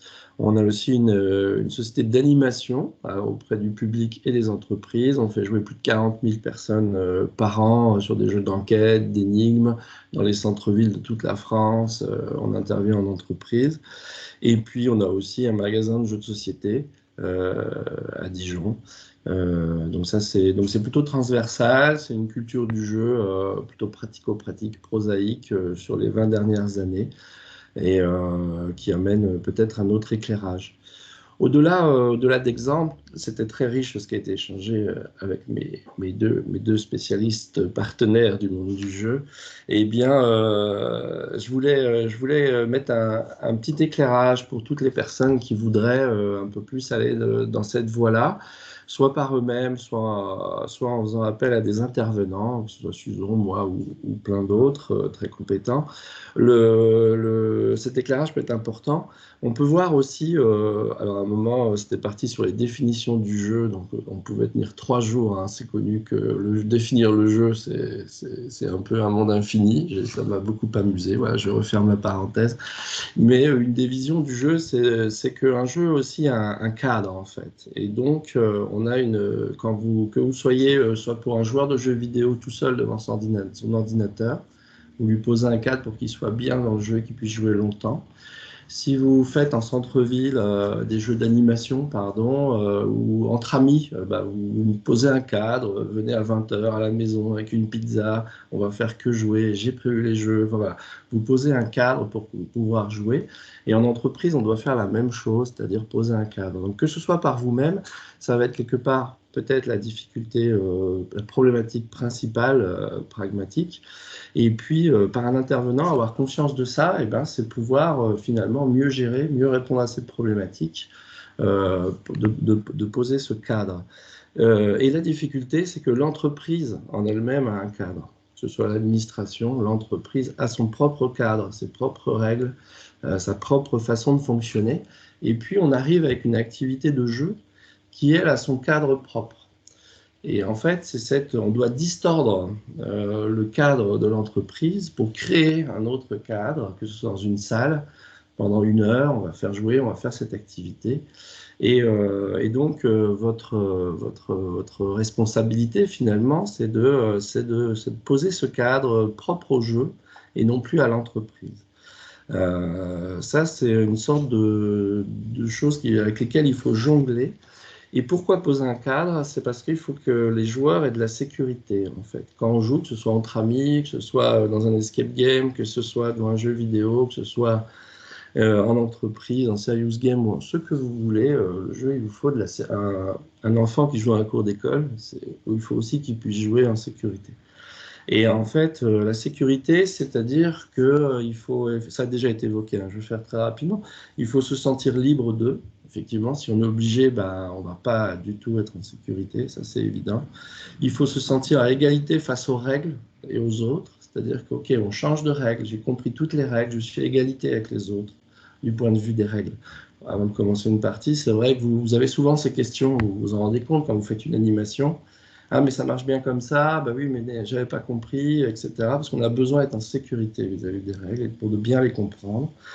Il faut sentir qu'on a sa chance face aux autres, pas qu'il y ait de honte, il ne faut pas qu'il y ait d'accusation, il ne faut pas qu'on puisse... donc toujours cette notion d'égalité face au jeu et aux autres. Il faut que ce soit facile, ergonomique, etc. Et puis quelque part, on revient à cette problématique, c'est que le jeu a un sous-jacent en entreprise, c'est-à-dire qu'il est là soit pour apprendre quelque chose, soit dans le cas du serious gaming pour apporter une connaissance. En tout cas, on a vu tout à l'heure, il y a une différence entre la connaissance et l'apprentissage. Mais en tout cas, le jeu a une fonction et il faut que tout le monde dans le groupe ait conscience de cette fonction, de ce qu'on est en train de faire dans ce cadre. Et dans le même temps, pour pouvoir jouer, il faut l'oublier à un moment ou à un autre. Sinon, on n'aura pas l'impression de jouer. Voilà. Et poser le cadre dans l'entreprise, c'est toute la difficulté de ces éléments-là. C'était un peu théorique, Tom, je vois, mais voilà, j'avais envie d'aborder tout ça.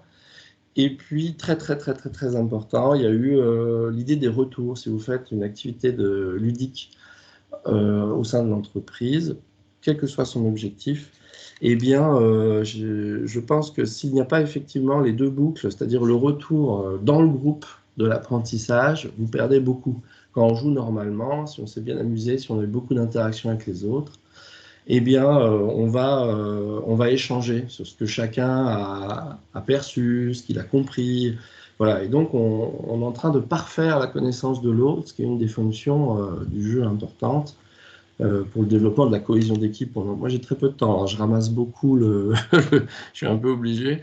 Mais en tout cas, on parlait de la cohésion. Effectivement, le jeu ne fait pas la cohésion, mais il crée la possibilité de renforcer les interactions entre les gens ou pas. Suivant chaque personne, comment il a envie d'aborder l'humanité, on va dire. Mais en tout cas, avoir ce retour au sein du groupe, ça, c'est vraiment intéressant, parce que si on doit réitérer l'expérience, s'il y a défaut d'expérience dedans, on ne va pas pouvoir rendre ce temps de jeu plus efficace. Et puis, encore plus mal aimé, mal engagé dans l'entreprise, souvent, c'est effectivement mettre la boucle de, voilà, ça a été évoqué tout à l'heure, j'ai fait cette activité-là. Qu'en pense le reste de l'entreprise? Pas toute l'entreprise, mais en fait des personnes en dehors du cadre de ce temps.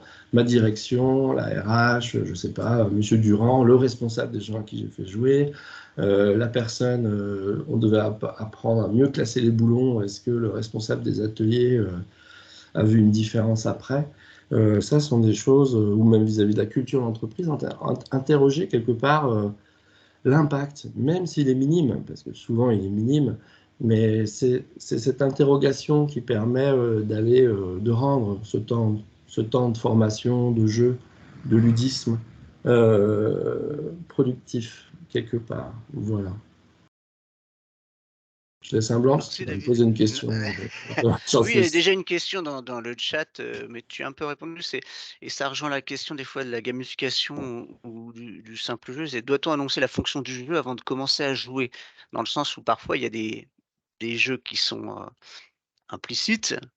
Alors dans la gamification souvent, alors moi j'ai lu des ouvrages qui sont surtout dans la gamification à titre commercial, donc c'est un peu particulier. Donc les gens n'ont pas l'impression de jouer, donc on leur dit pas qu'ils sont en train de jouer et pourtant ils vont faciliter, l'achat, voire le resourcing, donc ça peut être des choses comme ça. Je pose la question, elles sont dans là, vous pouvez y répondre chacun d'entre vous, mais David, ce qui est bien, c'est que tu témoignes aussi de ce que tu as pu mettre en place et effectivement les côtés, les questions que se posent les gens, dans la mise en place de ces choses-là. Oui, il faut qu'il y ait cette conscience. Donc, c'est mieux d'annoncer qu'on va pratiquer quelque chose. Mais ça, généralement, c'est pas très difficile puisqu'on se retrouve tous à cet endroit, à cet horaire précis pour quelque chose. Et donc, on doit à minima l'évoquer pour que, OK, c'est ça qu'on est en train de faire. Le ça, par contre, on peut soit ne pas du tout le définir, soit absolument de façon pointue le définir. Aujourd'hui, on va faire un exercice d'optimisation des processus d'information pour voir si la méthode A ou la méthode B est plus efficace. Donc, on va construire un pont tous ensemble, et l'équipe A emploiera cette méthode, l'équipe B cette méthode. Là, on annonce tout, en fait. Là, on dit tout, et à la fin, on va pouvoir effectivement conclure si la méthode A ou la méthode B est la plus efficace pour construire ce pont en cas plat, et voilà. Et en quoi la méthode B est plus efficace dans ce cadre-là, parce que si la méthode A existe, c'est qu'elle a aussi des avantages qui n'ont pas très bien fonctionné que cette construction de pont. Mais on peut aussi faire absolument l'inverse. Le tout, c'est qu'il y ait cette conscience collective vis-à-vis du jeu. Je ne sais pas ce qu'en pensent mes collègues vis-à-vis de l'objectif. Voilà. Oui, Susan a répondu un petit peu par écrit dans le chat. Je te Ouais. remercie, Susan. Il y a quelque chose que je me permets, tu disais, voilà, il y a des gens qui participent à un temps ludique, voilà, entreprise, et puis souvent, et c'est déjà arrivé, nous, à la région, c'est que qu'en pensent les autres, en fait? Mhm. Parce qu'ils vont dire: «Ah bah, oui, bah, ils sont en train de jouer à un truc là, puis bah, moi je bosse, quoi». Souvent il y a ce truc-là. J'ai vu le Ouais, post-it, enfin, ce que pensent ceux qui ont un vrai travail sur le post-it. ouais, Et effectivement, ça participe d'expliquer et de dire ce qu'on pratique quelque part à un moment, même s'il y a beaucoup surtout sur les apprentissages personnels, sur comment on se comporte, comment on peut mieux gérer les risques, prendre en compte l'autre. Ça, généralement, on l'annonce moins au démarrage de l'activité parce qu'on s'en rend compte, là où ça parle, où la personne va pouvoir un peu l'intégrer, c'est il s'en rend compte par lui-même, en fait. Si on lui dit dès le début, forcément, ça reste extérieur à lui. Donc, on ne peut pas trop l'annoncer. Mais même dans ces ateliers-là, il faut quand même que les participants repartent avec quelques billes pour dire on a fait ça, et puis l'annoncer quelque part. Ça dépend de la taille de l'administration, de la structure, du service.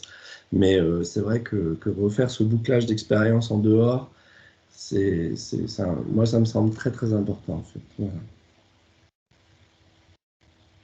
j'ai un exemple, hein, concret, on a, à la région, créé un jeu, un escape game sur la mixité femmes-hommes. Voilà, donc on l'a présenté, puis on l'a présenté dans les différentes actions qu'on menait dans le cadre de l'égalité femmes-hommes, ça en assemblée plénière, et forcément quelques élus d'un certain bord, dit: «Mais voilà, c'est inacceptable, nos agents sont en train de jouer, alors qu'ils ont autre chose à faire». Alors Mm. que finalement l'objectif était vraiment de montrer que la mixité, selon les services, était, source de richesse, d'échanges, si on utilise des mots de peut-être productivité. Voilà, donc c'est intéressant de comment le jeu est perçu par l'extérieur, à l'extérieur de ceux qui jouent, ceux qui mettent en place, et je sais pas ce que tu en penses, David, et puis, Juliane et Susan, n'hésitez pas aussi à réagir par texte ou oralement, bien sûr. Mais oui, tout à l'heure, c'était très intéressant par Juliane. Finalement, on est venu à évoquer les autres types de jeux, les jeux psychologiques, les jeux sous-jacents, les jeux tacites. En fait, et effectivement, l'entreprise, l'administration et la société et une somme de règles dont on n'a pas tout le temps conscience, bien sûr. Sinon, que feraient les sociologues, à part essayer de décortiquer? Ce serait dommage de les mettre au chômage, ces gens. Et du coup, voilà, nous sommes entourés de règles sociologiques sous-jacentes, et les règles de l'entreprise, ben, on les apprend, personne ne nous les dit quelquefois. Et on les apprend à vivre dans l'entreprise. Et donc, quelque part, poser le jeu, c'est aussi des règles de vivre dans l'entreprise. Voilà. Mais il faut l'expliquer quelque part de façon ponctuelle pour que ce soit intégré comme tel. Susan ou Juliane, vous voulez intervenir? Alors vous avez vos micros coupés. Je viens de le voir.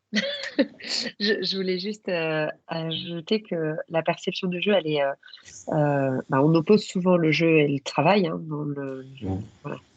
La société oppose souvent les deux. Donc, ce qui fait que oui, il y a ceux qui travaillent et puis il y a ceux qui jouent. C'est toléré quand on apprend. Là où, en tout cas, là, je vais être sur ma pratique, mais David, tout à l'heure, tu as dit, bah voilà, ils vont faire on va proposer un exercice. Donc, je pense que tu l'as volontairement fait en opposition au jeu pour montrer que c'était sérieux, parce qu'un exercice, c'est sérieux.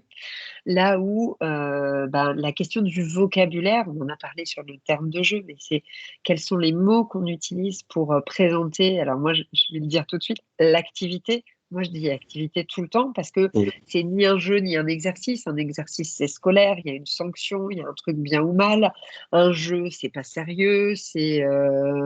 Donc, c'est en tout cas de choisir le vocabulaire. Il est important parce qu'il donne une image et une représentation de ce qu'on fait.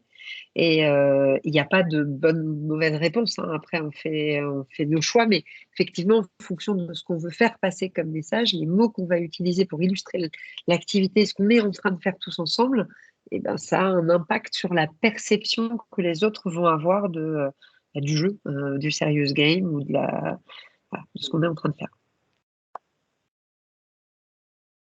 Donc, en fait, tout ça, ça nous amène aussi à venir questionner le jeu, sa place dans l'entreprise. On peut s'apercevoir en fait qu'il y a parmi les pratiques déjà existantes du jeu caché aussi. Et ça peut être aussi ça qui vient justifier cette baisse de productivité.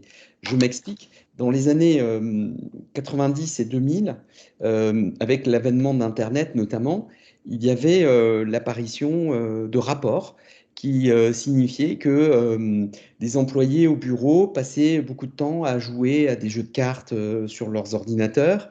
Et il existe même des logiciels qui vous permettent en fait de faire apparaître à l'improviste donc un tableur Excel ou une boîte mail si l'employeur débarquait dans votre bureau. C'est ce qu'on appelle un bouton panique et qui fait switcher votre jeu à un environnement de travail.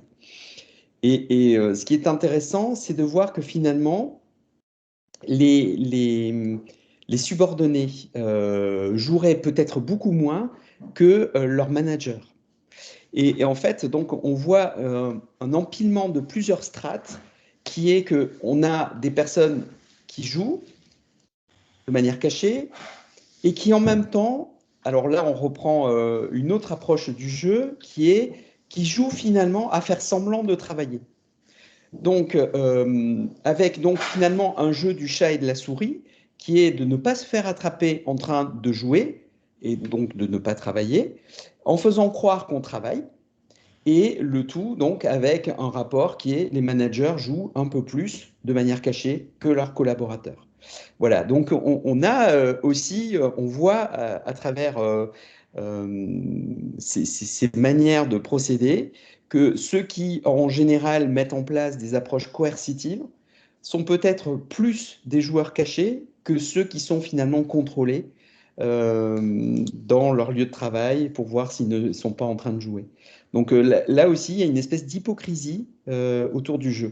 Et aux États-Unis, ce qui est intéressant, c'est de voir qu'en fait, il y a un adage qui dit play hard, work hard. C'est-à-dire que vous jouez beaucoup, mais c'est pour venir compenser du travail qui est très dur. Et on revient en fait à cette idée du jeu comme un moyen de réguler en fait la pression, le stress dans l'environnement de travail et qui est nécessaire. Donc la question qu'on peut se poser aussi, c'est si on amène du jeu, c'est peut-être pas anodin, c'est qu'il y a un besoin aussi, soit peut-être de résilience, de régulation, de quelque chose qui vient compenser aussi les maux qui sont associés donc au trop-plein de travail ou à la cadence de production et que c'est nécessaire pour venir contrebalancer. Et enfin, il y a un autre débat qui consiste aussi à ne pas se tromper de cible. C'est pas le jeu qui est forcément source d'improductivité, contrairement à ce que pourrait laisser entendre Roger Caillois, mais c'est l'oisiveté. Et l'oisiveté, c'est pas forcément synonyme de jeu. Donc là aussi, il y a un débat sur lequel il ne faut pas se tromper. Et donc, ça demande à éduquer en fait les décideurs ou les personnes qui se tromperaient dans leur représentation du jeu. Merci Julien, merci. On est vers la fin, donc je ne sais pas si vous voulez rajouter tous les trois un mot de conclusion. Je vous laisse cette possibilité-là, que ça soit en rapport bien sûr avec la conférence ou vos actualités respectives, pourquoi pas, avant qu'on termine la conférence et qu'on laisse nos participantes et participants aller manger. Je sens que c'est aussi une motivation très forte pour certains et certaines. Il y a une remarque dans la conversation, jeu inconscient lié à l'enfance, donc pas sérieux ni utile, car uniquement ludique. Et comment démonter ce préjugé qu'on essaie ou pas de démonter, c'est ma vision, c'est que pour suivre le jeu depuis de longues années, depuis plus de 20 ans, il y a un effet générationnel en fait, même quart de générationnel, tous les 5 ans, moi je vois qu'il y a beaucoup plus de gens qui jouent pour avoir un magasin de jeux depuis les prémices où les jeux on n'en vendait pas en fait, tout simplement, les jeux de société modernes, et maintenant où ça se généralise, de plus en plus de gens jouent. Je connais bien l'Allemagne, la Belgique, moi les Hollandais, mais je sens qu'ils sont encore plus avancés dans la mouvance. Voilà, jouer, c'est pas du tout enfantin. Je dirais cette anecdote, par exemple pour les Allemands, où jouer c'est naturel, tu peux inviter tes collègues de travail ou des gens, viens jouer dimanche à 15h. Voilà, il n'y a rien de. C'est juste une activité comme une autre en fait. Par exemple, ils ont la culture du jeu en Allemagne. Et ils ont une vision par contre un peu plus enfantine du monde de la BD par exemple. Pour eux, la bande dessinée c'est pour les enfants, je résume, hein, voilà. Alors que nous en France, ça fait très longtemps qu'on a une culture de la BD qu'on a développée pour les adultes, la BD franco-belge. On a plein d'adultes qui achètent des bandes dessinées, ça les transporte vers d'autres univers, c'est une activité, voilà, un loisir, pardon. Et donc et donc à chacun sa culture, mais en tout cas en France, on est vraiment, sur les 20 dernières années, on est sur un rattrapage vis-à-vis de la vision, de la perception du jeu qui continue et qui s'accélère. Donc qu'on fasse quelque chose ou pas, comment démonter ce préjugé? Ne démontons rien, il va se démonter tout seul. Voilà. Soyons fainéants, ce sera le message que j'ai pour aujourd'hui avant d'aller manger. Voilà. Merci David. Susan, Juliane? Fainéant, mais pas oisif. Ah Je oui, vois bien les commentaires. Ça réagit.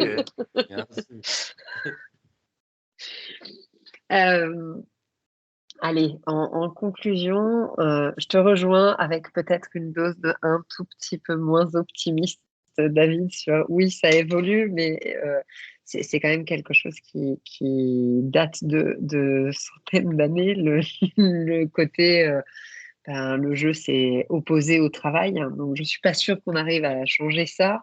Mais par contre, le fait de vivre des expériences ludiques qui soient riches, apprenantes, le fait d'avoir accès à des jeux qui ne soient pas, qui soient des jeux. On a parlé de la décision tout à l'heure, mais qui soient des jeux dans lesquels on décide et dans lesquels on va prendre des positions, regarder inconsciemment ce qui fonctionne pas, qu'ils soient du coup apprenants, qui nous permettent d'expérimenter des choses, de vivre des choses en collectif. Ça, c'est sûr que la qualité des jeux qu'on a à disposition toutes et tous dans notre quotidien aujourd'hui, qu'ils soient personnels ou professionnels, c'est le gage d'une ouverture sur tout ce que peut nous apporter ces jeux de société, ces jeux vidéo. Je pense que oui, ça contribue à changer l'image du jeu qu'on peut avoir. Je rejoins Et puis, l'optimisme portait sur le rapport la perception du jeu qui est rattaché au monde de l'enfance. Là, je suis oui. très optimiste. Pour ce qui est de la vie du jeu dans le monde de l'entreprise, je ne m'étais pas formulé là-dessus parce que là, il vaut mieux agir. Voilà. Sinon, conclusion, je ne sais pas. Merci beaucoup. C'est bien comme conclusion. C'est très bien. Juliane, tu voulais rajouter un dernier mot? Bah, écoutez, moi j'ai un ouvrage qui vient de paraître. Je vous... Ah, tu as coupé Ah, Tu n'as ton plus micro. ton micro. Tu as dû ripper. Voilà, pardon. Je vous le mets en commentaire, voilà, pour celles Ouais. et ceux qui veulent poursuivre la réflexion, où en fait, défends l'idée que on parle beaucoup du jeu et du travail, mais finalement, on voit que c'est aussi deux éléments qui se complètent. Et en fait, on voit que les frontières se brouillent rapidement quand on étudie la question du jeu et du travail. Par exemple, quand on parle de gold farming, est-ce que c'est du travail? Est-ce que c'est du jeu? C'est pas forcément évident. Il y a d'autres exemples dans le monde du travail qui nous montrent que des fois, on a une intrication très forte entre le jeu et le travail, que c'est pas si facile que ça de définir une frontière nette entre les deux. Et puis après, ben, on peut aussi se poser la question des conséquences à ne pas jouer. Et ça, quand on renverse la question, imaginez demain, ben, le jeu, il n'y en a plus du tout. Ben, vous allez voir quelle société on aura. C'est pas dit que ce soit viable. Voilà, donc au lieu d'essayer de défendre le jeu à tout prix, essayons de voir ce qui se passerait si on n'avait plus de jeu. Ah, ça retourne tout le monde. Ça, c'est bien. C'est bien comme le retournement de question. Non, mais c'est très important de changer de perspective. Il y a Merci en une tout très belle cas. conclusion. Thomas? Marc a laissé une très belle conclusion en commentaire. Alors, Euh, Marc, Marc, si tu veux la lire en conclusion. oui, être oisif, c'est Conclusion aussi tous les laisser une trois. place à l'imaginaire, essentiel pour le développement cognitif, c'est vrai, et c'est prouvé scientifiquement, et très mise à mal dans nos sociétés aux journées séquencées et qui communiquent sur la peur et l'efficience. C'est un très bon mot de conclusion, voilà, d'un participant. On va s'arrêter là si vous voulez bien. Je remercie vraiment nos intervenants, qui ont joué le jeu, pour vous donner, le plus d'éléments possibles par rapport à légitimer le jeu dans les pratiques professionnelles. J'espère que ça vous a plu. Un replay sera disponible. Alors on a une petite chaîne YouTube sur les pionniers et pionnières de l'innovation publique en Bourgogne-Franche-Comté. On mettra, les liens, très bientôt. Hem et voilà, tout simplement. Continuez à jouer, à expérimenter le jeu. N'hésitez pas, n'ayez pas peur. Si vous avez des questions a posteriori, je reste, disponible. Vous pouvez, m'envoyer un mail et je relayerai toutes les informations, nécessaires, que ce soit en termes de formation, de jeu, de contact, et cetera. Voilà. Merci Merci pour l'accueil. Merci beaucoup. Au à revoir. bientôt. Bon À appétit. bientôt. Merci. Au revoir.